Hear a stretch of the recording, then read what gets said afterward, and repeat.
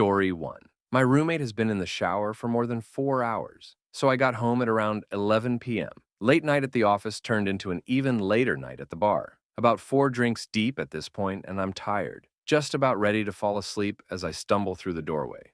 I lay down on the couch and reach for my bag of joints and spark one up as I pull YouTube on my laptop. I'm in the middle of watching some luxury cruise tour, close passing out when I hear the front door open. I sit up and turn my head slightly, just enough to see my roommate coming in. He hangs his jacket in the closet and doesn't say anything and walks slowly to his room, which is normal enough. I'd been living with him for about 3 months, long enough for me to pick up on most of his tendencies. The guy really doesn't talk unless spoken to, which was far from a problem for me. He also generally kept things clean on his end, never causing much in the way of problems. I really couldn't complain. So I go back to watching YouTube, and about 5 minutes later, I hear the shower in his room turning on. Once again, nothing strange. At this point, I'm watching bare-knuckle boxing highlights with my eyes half open, maybe 1 or 2 minutes away from passing out. I remember waking up in darkness, my head hurting, my throat dry as hell. I sat up slowly, waiting for the grogginess to settle into something manageable. Once it did, I grabbed my phone, checked the time, around 3:30 a.m. from what I remember. I was starving, and so I got up, began walking towards the fridge, and then I noticed it.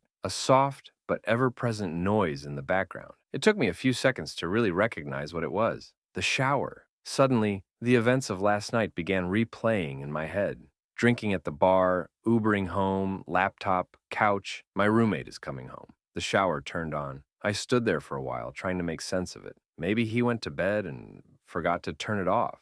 I shook my head. There's no way that happened, I thought. Maybe he slipped and fell. Realizing the implications of this, I rushed towards his room but found his bathroom door locked. I began pounding on it. Hey man, you all right? No response. I considered kicking the door down, but decided to call 911 before I did that. I took my phone out, preparing to dial, when I noticed that I had an unread text. One from my roommate. Hey man, I couldn't sleep, so I went over to my girlfriend's place.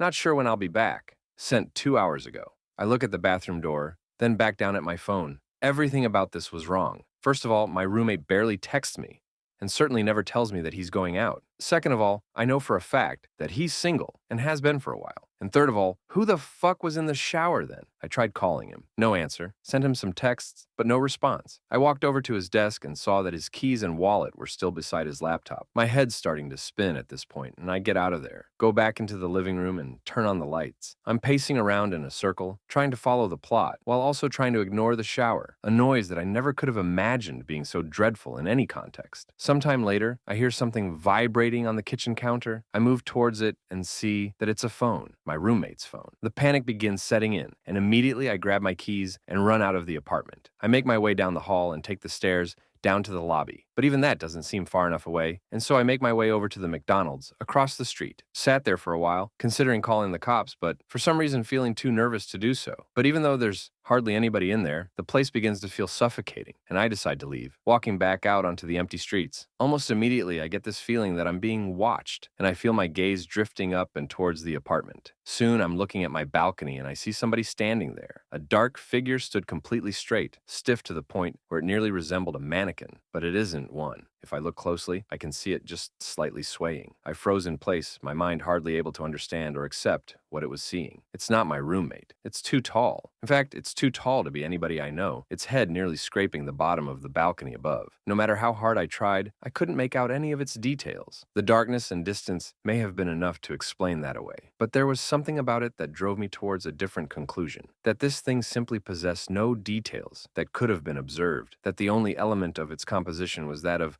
unadulterated darkness. Of course, my gut instinct was to get the hell away from it, but the voice in my head was telling me that if I were to try and run, this thing would end up following me. I went back into the McDonald's instead, locking myself in the bathroom as I finally dialed 911. I told the operator that somebody had broken into my place, but that I had gotten out of there without them noticing, but that they were still in there. It was the story that most accurately represented the situation without making me come across as batshit. The operator told me that they'd be sending somebody over for me to hang tight. I left the bathroom, waiting at the table closest to the exit until I could see the red and blue lights cutting through the darkness. I went outside to meet the cops, looking up at the balcony to find it empty. though the door to the living room had been left open. They pelted me with a bunch of questions that I found difficult to answer. Is the intruder armed? Do I have an idea who it might be? What are their intentions? I told them I didn't know, that I couldn't figure it out, but they just kept on asking. Soon I was practically yelling at them to go up there and check it out for themselves, and I suppose the terror in my voice was enough for them to begin taking this seriously. They told me to wait by the entrance, and I watched on as they entered the building. I was out there for a long time, growing increasingly anxious at the thought of what they were going to tell me when they came down. A few minutes later, the silence was broken by a single, muffled gunshot. My heart dropped into my stomach, and I continued to wait there, unsure of what to do otherwise. 20 more minutes of silence, and the officers still hadn't come down. Soon I could hear more of them approaching in the distance. Before I knew it, 4 more cop cars had pulled up around me, and the scene had fallen into chaos. Officers shouting over each other and into their radios, more questions being hurled my way, none of which I was able to answer. The next few sequences were mostly a blur, but I remember the building being evacuated, the tenants frightened and confused as they were ushered outside, while the officers became more and more frantic. I remembered hearing more scattered gunshots, some screaming, other noises that were difficult to make sense of. There were a few lapses in my memory after that, but I recall being pushed into the back of a police car. After being driven to the station, I was led into one of the interrogation rooms, where I found 2 nondescript men in suits waiting for me. They didn't introduce themselves and immediately went into a series of questions, each one more bizarre than the last. What company was your roommate employed by? What was the nature of his job? How many different people have been inside your apartment since your roommate moved in? Have you ever heard voices inside the apartment from the hours of midnight to 3 a.m.? Voices that did not belong to your roommate? Have you ever seen a circle of people standing outside of the apartment from the hours of midnight to 3 a.m.? People that were exceptionally tall, and one of the most unsettling ones. Have you ever seen somebody standing at the foot of your bed upon waking up between the hours of midnight and 3 a.m., only for them to disappear moments later? If so, do you remember what they looked like? Any distinct features? As they continued probing me, my mind began conjuring up some of the strange shit that had happened after my roommate had moved in. Shit that I had written off as figments of my imagination simply because I had no other explanation for them. I did hear the voices, always coming from the room next to mine, where my roommate slept. I was always so tired when I heard them, but I do remember it, either sounding like a young woman or a man with an extremely deep voice. I could never make out any words. It always sounded like gibberish. And then there was that one time where I went to the bathroom in the middle of the night. Still half asleep, I didn't bother turning the lights on as I entered. But as my eyes began adjusting to the dark, I could have sworn that somebody was already sitting on the toilet. Somebody extremely tall. Of course, when I turned on the lights, nothing was there. It was easy to chalk it up as a product of late-night drowsiness at the time, and I had never really thought about it since. After doing my best to give them useful information, the suits spent a good few minutes taking notes on their phones. Once they were done, they sat up quickly, told me that they'd be in touch. Before leaving the room, a cop came in a few minutes later and told me that since I couldn't return to the apartment, they would set me up in a nearby hotel until they were able to get the situation under control, and that I should stay put until they gave me a call. What happened? I asked him.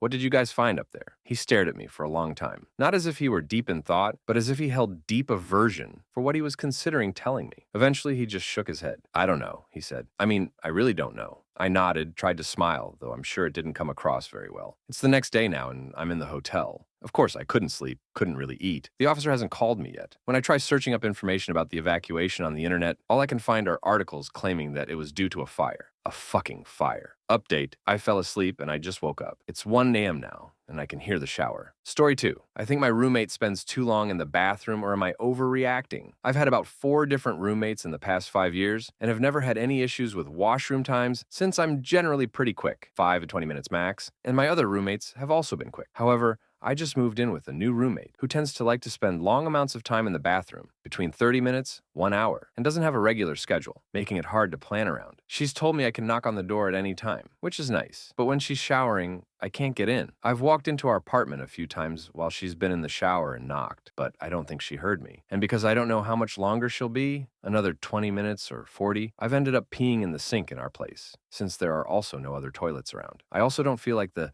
knocking on the door while showering system is a foolproof plan. At night, it's particularly tricky. I have some anxiety issues, which means that I tend to need to pee frequently when I'm trying to fall asleep. Because of this, I've told her that I'm trying to keep a normal sleep schedule between 11 p.m. and 8 a.m., also normal working hours, which we both discussed lightly before moving in together. So I asked her if she could avoid using the washroom for long periods of time after 11 p.m., especially since we can't check in about using the bathroom for a longer period of time once I'm in bed. Before 11 p.m., I told her I don't mind if she wants to take an hour in the washroom, as long as we can check in before she goes so I can go pee, brush my teeth if I need to.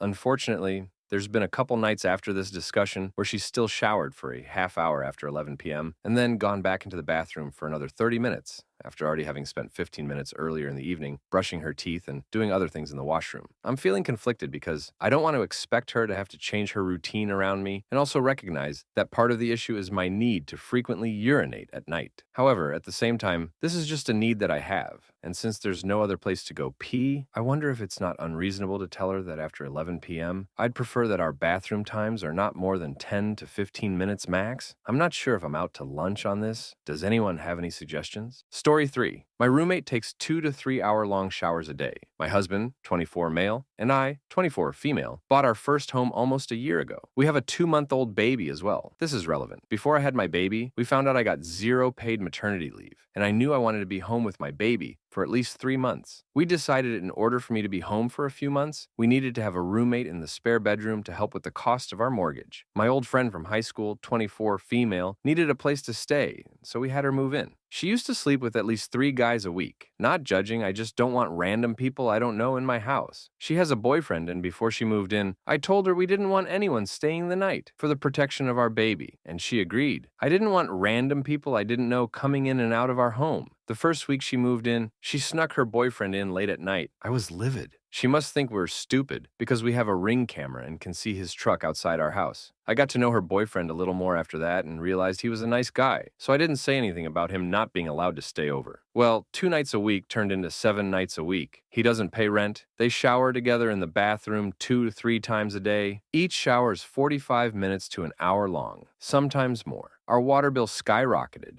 so I told her she's going to pay us a flat fee each month for water. The shower's extremely tiny and only meant for one person. Each time they shower together, they knock shampoo bottles off the ledge and their elbows constantly bang against the shower tub. The other day, they showered together at 5:45 a.m. They laughed and talked so loud, they woke my baby up. Bathroom is connected to our bedroom and the baby sleeps in his bassinet in our room. My husband was up at 6 a.m. the other morning with our baby. He was across the house in the kitchen and could hear them having sex and the bed squeaking. They showered before they had sex for 45 minutes. Then they showered for another 45 minutes right after they had sex. Then they showered for over an hour that same evening. I bought them shower organizers for the bathroom tub wall because they have 15-20 shampoo conditioner bottles that nearly drop on my baby during his bath time every night. My baby has his bath toys in a container organizer that is connected to the wall in the bath. When they were showering last night, I heard them bump into it and the container crashed into the tub floor. They put all his toys in the container on the floor next to the toilet and didn't clean it up. Last week, my dog chewed up the paper towels. My roommate and her boyfriend